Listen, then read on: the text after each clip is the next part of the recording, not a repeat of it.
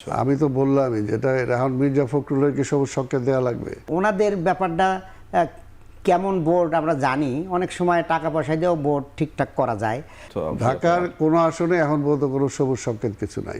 জাতীয়তাবাদী দল এবং জামাতের মধ্যে যে আমাদের যে ভূমিকা, এটা কিন্তু একদিনের বিষয় নয়। জনাব আব্দুল সালাম, মানে আমরা শুনছিলাম বা গণমাধ্যমেও খবর এসছে বিএনপির অনেক আসনেই প্রার্থী মনোনয়নের কাজ প্রায় শেষ।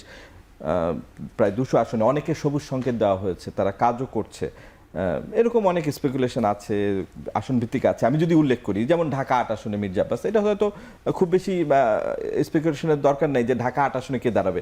বাট এরপরও আরও কিছু আসন আছে যেসব জায়গায় বরিশাল 1 আসনে জহিরুদ্দিন স্বপন, জামালপুর 1 আসনে রাশেদুজ্জামান মিলাত, এগুলো তো বেসিক্যালি হয়তো খুব বেশি ইমাজিনেশনের দরকার নেই, এইসব আসনে তারা পাবে। এর বাইরেও আরও কিছু আসন এইসব গণমাধ্যমে আলোচনা আছে। তো আমরা শুনছিলাম যে খুব শীঘ্রই সবুজ সংকেত যারা পেয়েছেন তাদের নাম জানা যাবে বা বিএনপি নিয়ে তাদের প্রার্থীদের কাজ শুরু করতে বলা হবে প্রকাশ্যেই।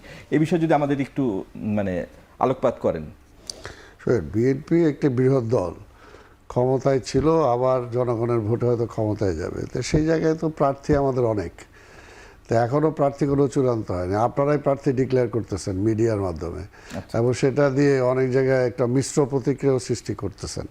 তো এগুলো ঠিক না। যখন বিএনপি প্রার্থী ঘোষণা করবে বা যেটা হোক, মনে করেন যে তখন তো আপনার অথেন্টিকেশন লাগবে।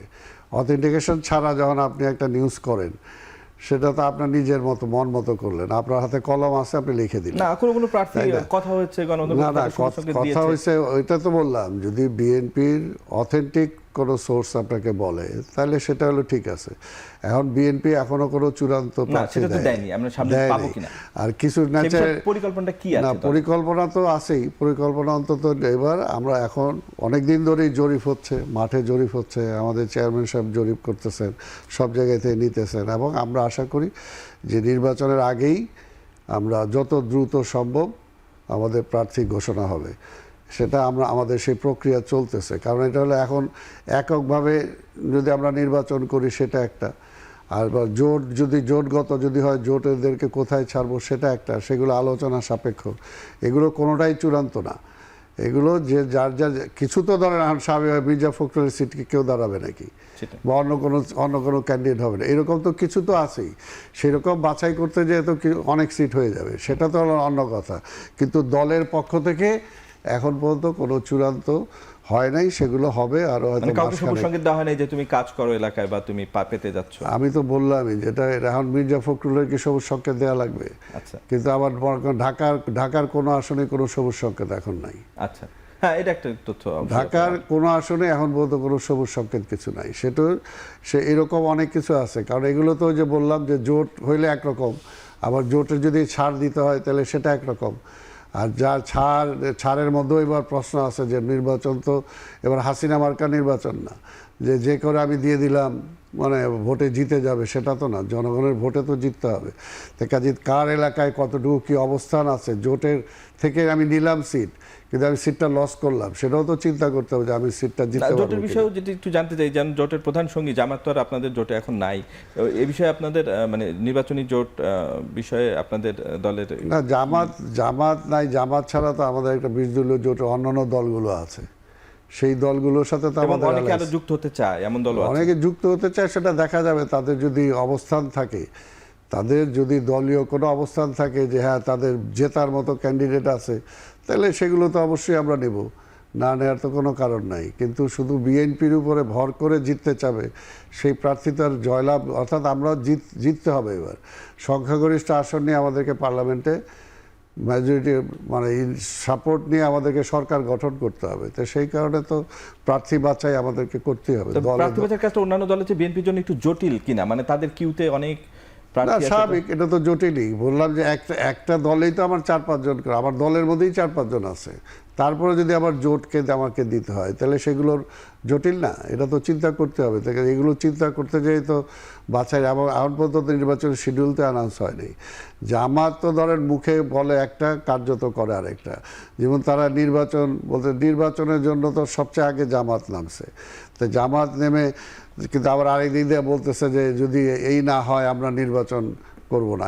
এখন যদিও বলে যে ফেব্রুয়ারিতে নির্বাচন হইতে হবে, কিন্তু আবার পূর্ব শর্ত আছে কিছু। তো পূর্ব শর্ত দিলেই তো তখনই। এখন আমরা যে কথাটা একটু আগে আলোচনা করলে যে পিআর সিস্টেম, জামাত কি বলছে কি না বলছে, কিন্তু 5ই আগস্টের পর্যন্ত কোনো সিরিয়াসনেস ছিল না কোনো পিআরের ব্যাপারে। ইভেন যদি থাকতো তাহলে যে ঐক্যমত্য কমিশনের মধ্যে কোনো এজেন্ডাই থাকতো, কিন্তু পিআর নিয়ে এটা কোনো এজেন্ডাভুক্ত কোনো আলোচনাও না। তারপরেও জরুরি প্রয়োজনে সেটা আসতে পারে, কিন্তু আমরা যেটা মনে করি যে পিআর সিস্টেম হলে এটা ঝুলন্ত পার্লামেন্ট হবে, এটা দুর্বল সরকার জন্য। অর্থাৎ এখানে জামাত তার নিজের স্বার্থের জন্য হয়তো সেটা চাইতে পারে, কিন্তু সামগ্রিক অর্থে দেশের স্বার্থে এটা যাবে না। আজকে নেপালের কি অবস্থা, তাই না? আজকে সেখানে তো এই কয় বছরে কয়বার সরকার প্রধান পাল্টে গেল, এখন তো সরকারই পাল্টে গেল। অর্থাৎ এটা তো কোনোভাবে টিকসই না। এই মুহূর্তে বাংলাদেশের সবচেয়ে একটা দুর্বল সরকার দরকার না, একটা শক্তিশালী দরকার, ইউনিফাইড একটা গভর্নমেন্ট দরকার, যেটা আজকে দেশে যে 12টা বেজে গেছে এটাকে যদি আমাদেরকে রিভিল করতে হয় তাহলে একটা স্ট্রং গভর্নমেন্ট দরকার। সেই জায়গায় একটা ঝুলন্ত পার্লামেন্ট নিয়ে কখনো কঠিন কাজগুলো করা যাবে না। তো এইটার জন্যই বললাম যে আজকে ওনারা একদিক দিয়ে গণতন্ত্রের কথা বলতেছে, আবার আরেক দিক দিয়ে স্বৈরাচারের পথে নিয়ে যাচ্ছে। অর্থাৎ পাবলিক ঠিক করতে পারবে না, জনগণের ভোটে প্রার্থী নির্বাচিত হবে না, সিলেকশন হবে।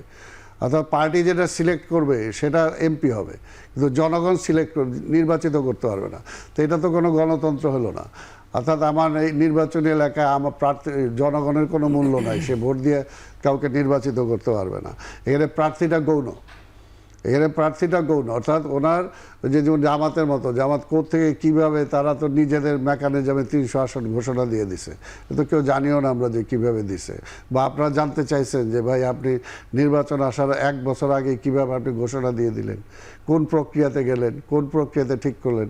বিএনপিকে জিজ্ঞেস করেন আপনারা যে বিএনপি কীভাবে দিল, এটা কি চেয়ারম্যান সাহেব একাই দিয়ে দিল কিনা, এটা কি নমিনেশন ভোট করা হয়েছে কিনা, কি প্রক্রিয়াতে করলেন, নমিনেশন চাইছেন কিনা, কারা কারা উৎসাহী। অর্থাৎ এইখানে কিন্তু তাদের বেলায় কোনো কোশ্চেন নাই, কিন্তু আমাদের বেলায় কোশ্চেন আছে। তাই কাজেই সব কিছুর বেলায় তো নিয়মের মধ্যে দিয়েই যেতে হবে। তো নিয়মের মধ্যে দিয়ে যেতে হলে যেটা আমরা মনে করি যে এইবার এই নির্বাচন কোনোভাবেই ওই পিআর সিস্টেম সহ করার কোনো সুযোগ নাই। কারণ যেটা সৌরভ ভাইও যেটা বলছে যে আমাদের এখন তো সংবিধান আছে, সংবিধান তো ভেঙে সংবিধানকে তো মানে খারিজ করে দেওয়া হয় নাই। কাজে নতুন সিস্টেমে যদি করতে হয় তাহলে সেটা আমাকে আগে পার্লামেন্টে যেতে হবে। পার্লামেন্টে যাওয়ার আগে ওনারা এই দাবিটা নিয়ে যেতে পারে জনগণের সামনে যে আমরা পিআর সিস্টেম চাই, এইটার পক্ষে আপনারা ভোট দেন। যদি ভোট দেয় তাহলে পিআর সিস্টেম হবে, আর নাহলে তো হওয়ার কোনো সুযোগ নাই। ধন্যবাদ আব্দুল সালাম। আমার প্রশ্ন আছে, প্লাস সালামের প্রশ্নটাও আপনি উত্তর আপনার কাছে চাই। সেটা হচ্ছে যে আপনি নিজে তো ঢাকা 8 আসনের একজন প্রার্থী হতে ইচ্ছুক। কি অবস্থা, আপনি নির্বাচনের মাঠে নেমেছেন কিনা, অবস্থা কেমন দেখছেন, সেটার পাশাপাশি আপনি যদি আগে একটু সালামের উত্তর দেন, আপনারা কিভাবে প্রার্থী মনোনয়ন দিলেন বা 300 আসনে আপনাদের প্রার্থী কিভাবে চূড়ান্ত হলো? জি ধন্যবাদ। আজকে আমার একটু ভালো লাগছে এই জন্য যে একসময় এই বাংলাদেশ একমাত্রিক বাংলাদেশ গঠন করার জন্য যারা ভূমিকা রেখেছেন, যেমন আমাদের প্রথম আলো গ্রুপ, তারা কিন্তু একমাত্রিক বাংলাদেশের পক্ষে দীর্ঘ সময় কাজ করেছেন। সেখানে আজকে আমার সৌরভ ভাই আসছেন, বহুমাত্রিক বাংলাদেশের পক্ষে আজকে ওনারা ভূমিকা রাখতেছেন। এটা দেশের জন্য একটা মানে শুভ একটা মানে ক্ষণ আমরা মনে করি। এইভাবে আমরা চাই যে আসলে সবাই মিলে আমাদের এই বহুমাত্রিক বাংলাদেশ করার ব্যাপারেই এগিয়ে যাওয়া দরকার। এবার কটাক্ষ করে কোনো লাভ হবে না। কারণ হলো আমাদের জাতীয়তাবাদী দল এবং জামাতের মধ্যে যে আমাদের যে ভূমিকা, এটা কিন্তু একদিনের বিষয় নয়। একদম সেই বিগিনিং ওনাদের দল গঠন হওয়ার পর থেকেই আমাদের সাথে ওনাদের একটা মানে সহযোগিতা, সহমর্মিতা, সখ্যতা এগুলো ছিল এবং এখনও আছে। মাঝে মধ্যে একটু খোঁচা দিয়ে কথা বললে কী লাভ বলেন? তাই আমি যে কথাটা বলতে চাই আসলে যে পিআরের বিষয়ে যেটা বলছেন এবং সালাম ভাই যেটা বলছেন যে আমাদের পার্লামেন্টারি বোর্ড, এটা তো ওনাদের ব্যাপারটা কেমন বোর্ড আমরা জানি। অনেক সময় টাকা পয়সা দিয়েও বোর্ড ঠিকঠাক করা যায়। তো যাই হোক, অনেকেই পাবেন আশাবাদী, এরপর দেখি হতাশ হয়ে চলে আসছেন। যাই হোক, এগুলো আলাদা ব্যাপার। কিন্তু আমাদের ব্যাপারটা কিন্তু আরও ভিন্ন। আমরা একদম ইউনিট থেকে শুরু করি। প্রত্যেকটা বা থানা, তারপর উপজেলা, জেলা থেকে আমাদের ওই ইউনিট থেকে শুরু হয়।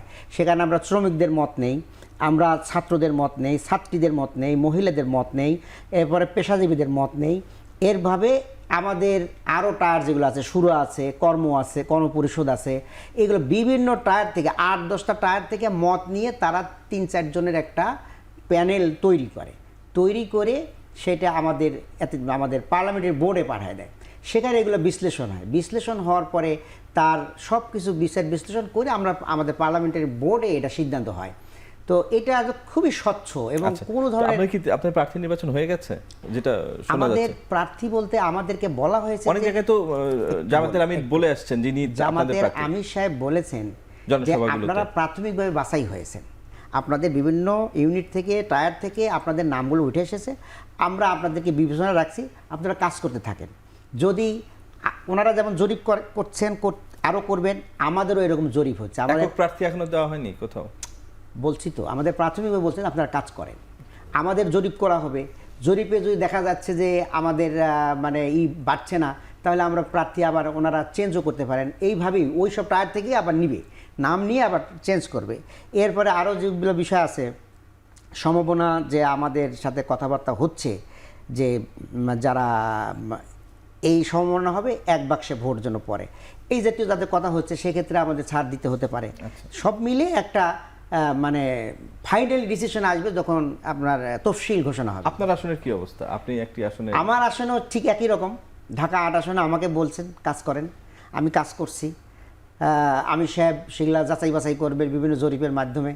তারপরে যদি বেটার কোনো পজিশন আসে তাহলে ছাড় দিলে আমরা সেটা গ্রহণ করব। আর যদি ফাইনালি আমাকে সিলেকশন দেয় তখন আপনি কি সেটা গণসংযোগ চালাচ্ছেন? আমি যাচ্ছি, অল্প অল্প যাচ্ছি সবার কাছে কাছে। আমরা এখনও তো ওইভাবে যাওয়ার কোনো সুযোগ নাই। আচ্ছা। আমরা পরিচিত বিভিন্ন লেভেলে, বিভিন্ন বাসা বাড়িতে যেখানে আমরা চিনি জানি, বন্ধু বান্ধব, আত্মীয় স্বজন, তাদের সাথে যোগাযোগ করতেছি। এভাবে আমাদের চলছে আর কি। কার্যক্রম চলছে আর কি। ধন্যবাদ।